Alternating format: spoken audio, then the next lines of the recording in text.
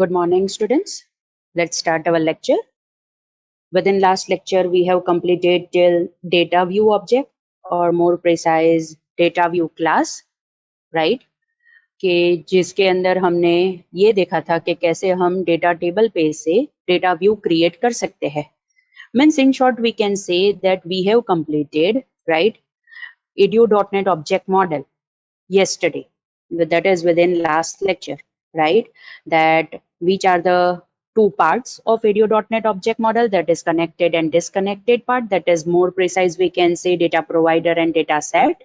After that, we can see that in data provider there are many other objects, and along with that within data set there are other objects, right? कि जिसका use हम database interaction के लिए करेंगे.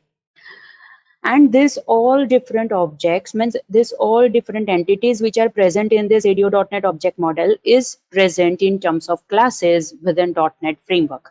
मतलब अगर हमें database के साथ interact करना है, then we have to use the classes which are already present in .NET framework, right? So these were the things which we have completed within last lecture. Now within this lecture, first of all, we will see the difference between ADO and ADO.NET. Again, I repeat, first of all, we will see the difference between ADO and ADO.NET. All right. So students, we have already discussed that if we talk about ADO, it is designed for connected access. And if we talk about ADO.NET, then it is designed for disconnected access. मतलब audio के अंदर ऐसी कोई भी facility नहीं थी कि जिसका यूज करके हम जो भी डेटाबेस के अंदर डेटा है वो हमारे लोकल मशीन के ऊपर ला सके एंड आफ्टर दैट हम उसके ऊपर वर्क कर सके. That was not the scenario with audio. But if we talk about ADO.NET, then obviously it is a disconnected access, right? वो हमें disconnected access भी provide करता है. And what is the scenario? जो डेटा के ऊपर हमें वर्क करना है, राइट, वो डेटा हम डेटाबेस में से हमारे लोकल मशीन के ऊपर ला सकते हैं in terms of data set, right? So that is the important part, or more precise, that is the main difference between the ADO and ADO.NET, right? Another is, if we talk about ADO, then the data are represented in terms of record set. Again, I repeat, अगर हम ADO की बात करें तो वहां पे data record set के terms में represent होते थे. But if we talk about data set, तो वहां पे data are represented in terms of data set. Again, I repeat, data are represented in terms of data set. Right, और हमने ये भी देखा कि डेटा सेट का सिग्निफिकेंस क्या है, बिकॉज अगर हम डिसकनेक्टेड पार्ट की बात करें तो डेटा सेट की वजह से ही हम डिसकनेक्टेड पार्ट कंसिडर कर सकते हैं, right. Now we will see कि ये रिकॉर्ड सेट का सिग्निफिकेंस क्या है एंड डेटा सेट का सिग्निफिकेंस क्या है. If we talk about record set which was in ADO, right, तो वहां पे it can contain only one table at a time. Again, I repeat, it can contain only one table at a time. But if we talk about data set, then it can contain multiple tables, and along with that, it can also contain the relationship between those tables. Right? So that was the problem कि record set अगर हम consider करें which was in ADO, तो वहां पे हम सिर्फ एक ही टेबल record set के अंदर place कर सकते थे. राइट, मतलब हमें जितने भी टेबल्स डेटाबेस में से रिट्राइव करने हैं, जितने भी रिकॉर्ड्स हमें डेटाबेस में से रिट्राइव करने हैं, सबके लिए अलग अलग रिकॉर्ड सेट बनाना पड़ता था.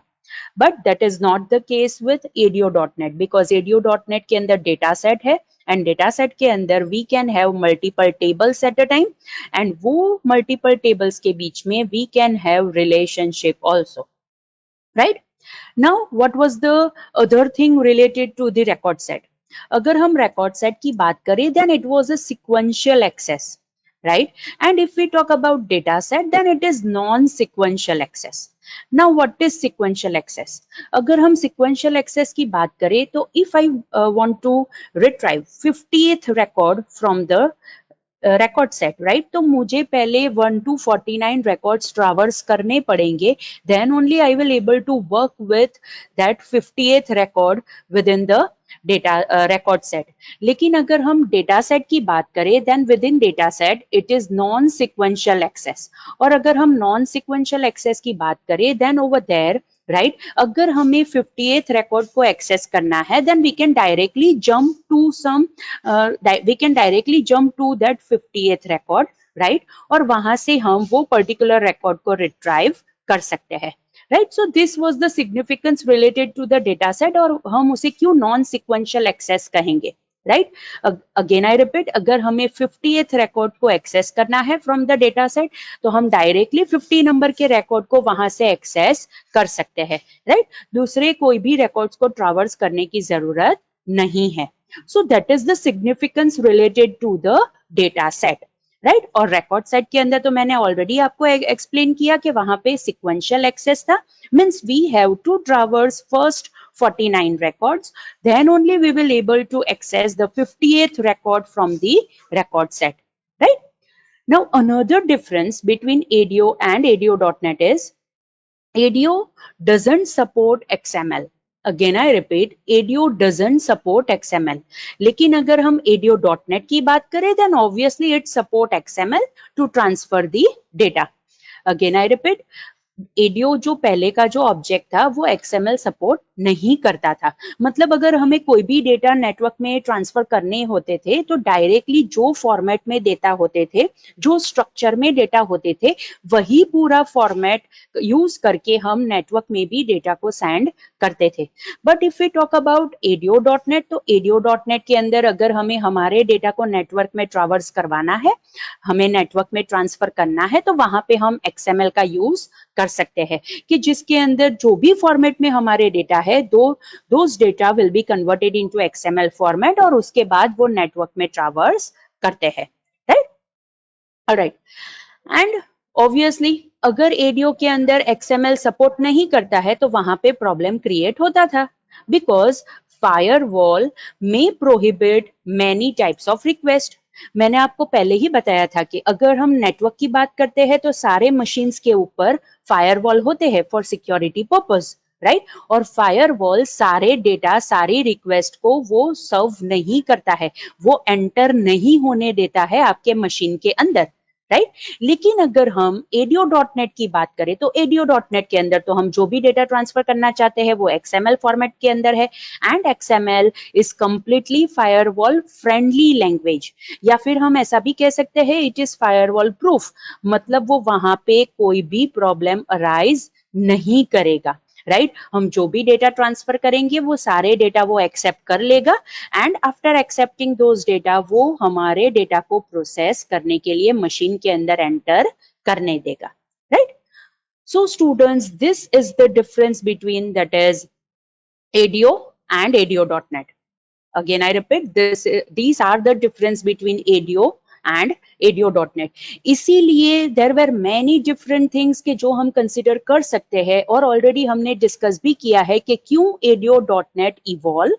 हुआ था right so that is the difference between ADO and ADO.NET alright now let's continue with some another topic because हमने already parameter object तो देखा था लेकिन parameter object के अंदर हमने वहां पे उसकी properties नहीं देखी थी right so let's start with properties of SQL parameter class या फिर आप इसे पैरामीटर भी कह सकते हो पैरामीटर क्लास की प्रॉपर्टीज कौन कौन सी है वो अब हम डिस्कस करते हैं right so the first property is DB type that is parameter का डेटा टाइप हमें क्या स्पेसिफाई करना है तो वो हम DB टाइप प्रॉपर्टी का यूज करके स्पेसिफाई कर सकते हैं राइट नेक्स्ट इज डायरेक्शन मतलब हम पैरामीटर का डायरेक्शन क्या है इन डायरेक्शन है आउट डायरेक्शन है या फिर बाय डायरेक्शन है राइट अगर हम स्टोर्ड प्रोसीजर के अंदर ये पैरामीटर यूज करना चाहते हैं तो वहां पे भी हम ये स्पेसिफाई कर सकते हैं कि ये पैरामीटर सिर्फ इन पैरामीटर है मतलब वो सिर्फ स्टोर्ड प्रोसीजर को इनपुट देगा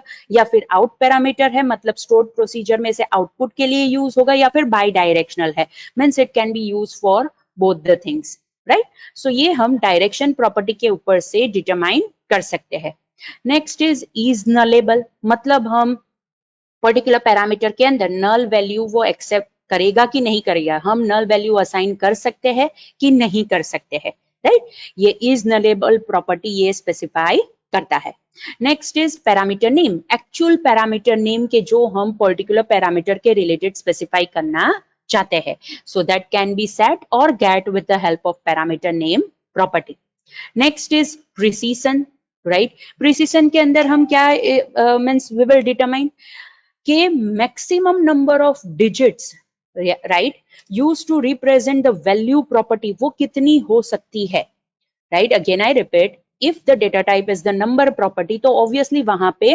डिजिट्स होंगी, तो कितनी मैक्सिमम नंबर ऑफ डिजिट्स हम वो पर्टिकुलर वैल्यू प्रॉपर्टी को रिप्रेजेंट करने के लिए यूज कर सकते हैं, right. Next is scale, right. Scale property के अंदर हम क्या स्पेसिफाई कर सकते हैं, नंबर ऑफ डेसिमल प्लेसेस हम स्पेसिफाई कर सकते हैं। Again I repeat, scale property के अंदर हम क्या स्पेसिफाई कर सकते हैं, we can specify the number of decimal places, right, within the value property. वो हम स्केल प्रॉपर्टी का यूज करके स्पेसिफाई कर सकते हैं या फिर गेट कर सकते हैं, right. Next is size. Obviously हम जो कॉलम के लिए ये पैरामीटर स्पेसिफाई कर रहे हैं उसकी साइज क्या होगी। फॉर एग्जांपल जैसे हम हर बार वर्कर के साथ 50 स्पेसिफाई करते हैं, इन शॉर्ट वो पर्टिकुलर पैरामीटर के वैल्यू की साइज मैक्सिमम क्या होगी, 50, right. In bytes, obviously it is in terms of bytes, लेकिन अगर हम वहां पे ज्यादा स्पेस स्पेसिफाई करना चाहते हैं then that is also possible. It totally depends on us कि हम कितने साइज की वैल्यू वहां पे स्पेसिफाई करना चाहते हैं, right. Good enough. Next is SQL DB type. Now this particular parameter is this particular property is specifically related to SQL because हमने already DB type तो देखी है, right? लेकिन अगर हमें SQL DB type specific SQL server के related data type specify करनी है तो हम ये SQL DB type property का use कर सकते हैं। Likewise, अगर हमें specific related to SQL type हमें वैल्यू स्पेसिफाई करनी है तो हम SQL वैल्यू प्रॉपर्टी का यूज कर सकते हैं, because we know that there are many different data sources और डेटा सोर्सेज के अंदर डिफरेंट डेटा टाइप्स हो सकती है। So if we want to work specific to some data type and its value, right, तो हम ये SQL DB type and SQL value property का यूज कर सकते हैं, right. Next is type name, right.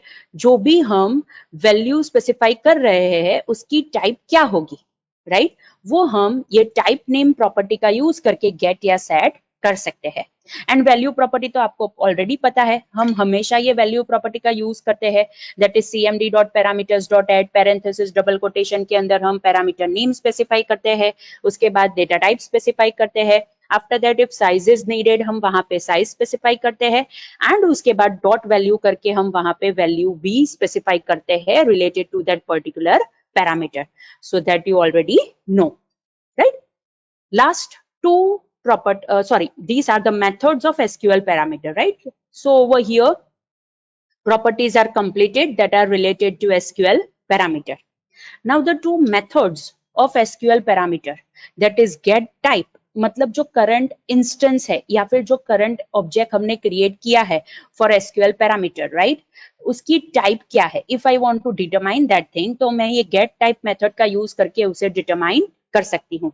And if I want to reset the data type, again I repeat, if I want to reset the data type तो मैं ये reset DB type method का use करके type reset कर सकती हूँ which is associated with SQL parameter, right? Good enough. So students, these were the properties and methods of SQL parameter class, right? कि जो हमने already ADO.NET object model के अंदर देखा था, right? So over here 3.2 topic is completed. Again I repeat, over here 3.2 topic is completed, right, which was introduction related to various objects of ADO.NET object model, right?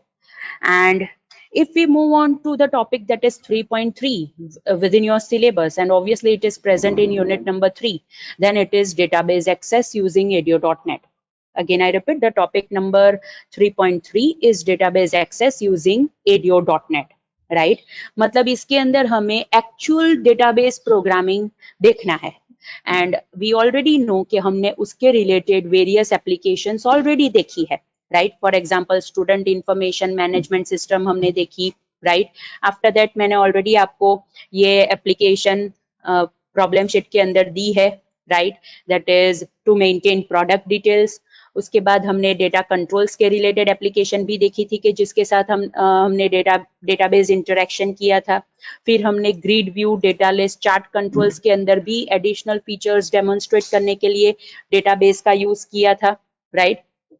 After that this is one another application के जो आप consider कर सकते हो, right, कि जिसके अंदर आपको कार और कंपनी की डिटेल्स मेंटेन करनी है, कि मे बी पॉसिबल आप वहां पे insert, update, delete facility provide करोगे कार और कंपनी के related, and after that you can also generate various types of reports, right. And alright, this is one another application के जो ऑलरेडी आपकी problem sheet के अंदर है, within which you have to maintain the details related to the books, right, and उसके बाद उसके ऊपर से आपको वेरियस रिपोर्ट्स जनरेट करने हैं, right. Alright, so students, these are the various applications के जो हम कंसिडर कर सकते हैं within topic number 3.3, that is database access using ADO.NET, right? Good enough. And along with that, this is the end of unit number 3. Again I repeat, along with that, this is the end of unit number 3, कि जिसके अंदर हमने पूरा ADO.NET का introduction, evolution, rights, क्यों हम ADO.NET use करेंगे, वहां से लेके पूरा आर्किटेक्चर देखा, सारे क्लासेस के प्रॉपर्टीज एंड मेथड्स देखे, and along with that we have also seen difference between ADO and ADO.NET, and by the end मैंने आपको ये भी बताया कि हमने कौन कौन सी ऑलरेडी एप्लीकेशंस कंप्लीट की है related to database interaction, right. Good enough.